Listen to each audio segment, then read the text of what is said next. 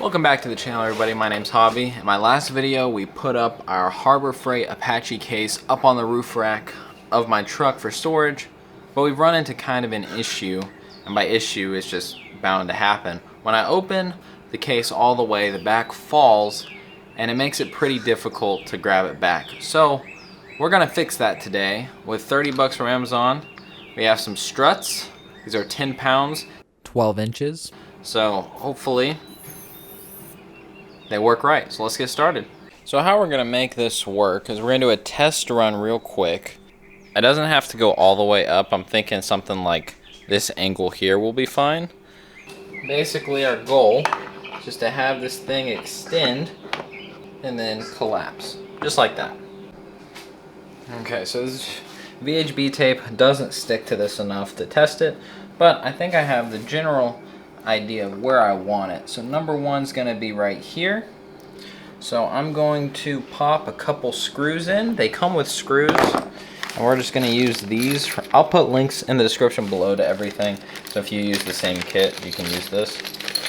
These are sheet metal screws, I believe, but it's plastic. It should work fine.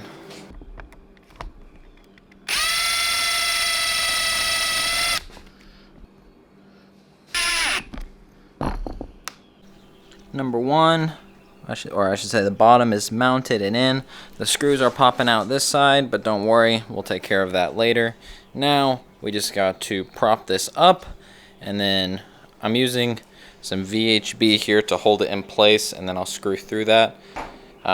So we'll see if that works fine. I don't know if y'all can see that. The VHB tape did not work fine.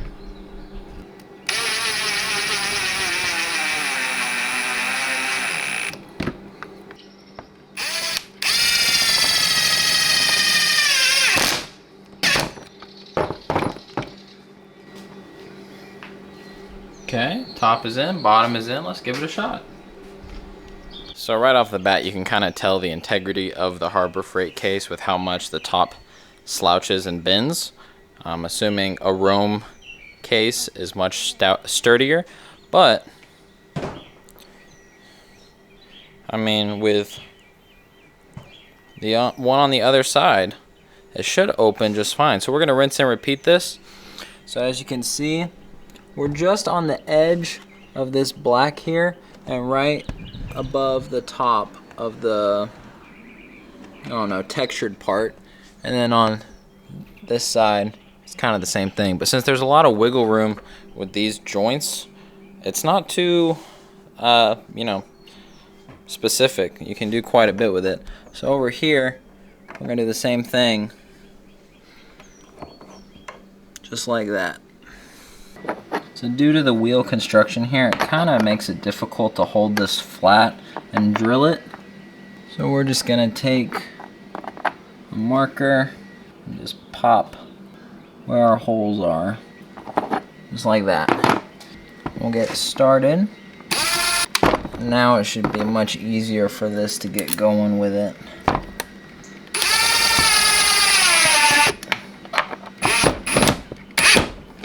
Just like that. Bottom is done. So if you do this yourself, I think I recommend you start on this side because they are slightly off here.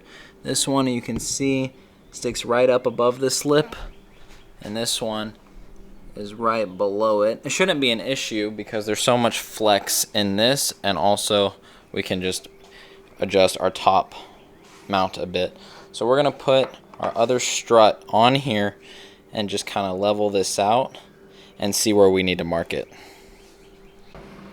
And then we're just gonna take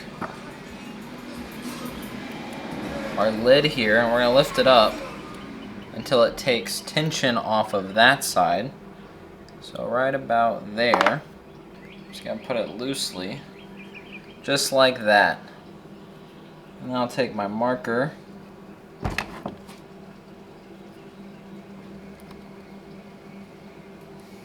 right there.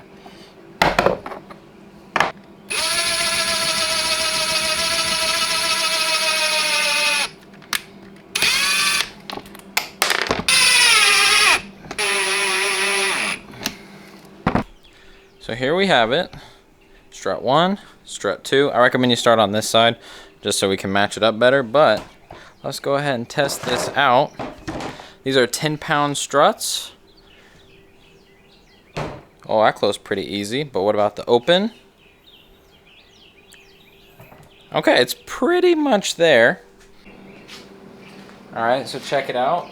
Down, it's easy, falls at the very end. Latches down, no problem. Opening, how much does it take? Right, oh. Right there, and it takes care of the rest. I think that's perfect, and this cost me $30 to add these struts. I used the screws they came with because there's not a lot of force, so I'm not worried about them ripping out. Use 3 screws. But now we have to do something about the outside. So the outside here is pretty ugly, so we're going to cut these screws off and then just seal them with black silicone.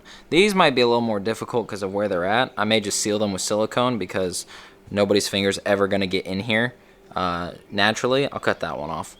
And then on the other side, we definitely need to cut off the bottom here. This is too exposed and ugly. Same with the top. So let's do that real quick.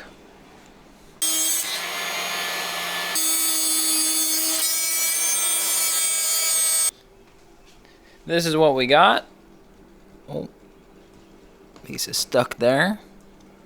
Alright, so these are cut off and melted a bit. As you can see, I'm not the steadiest hand with the grinder, but it's alright. I'm not worried about these over here because it's very unlikely anybody will ever get their finger there. And I'm going to use a ton of this black adhesive silicone. So we're going to flood this on here to close these up and make sure they stay tight. And then we got to let it sit for like a day or two before I put it back out. And then, boom, a budget Roam case.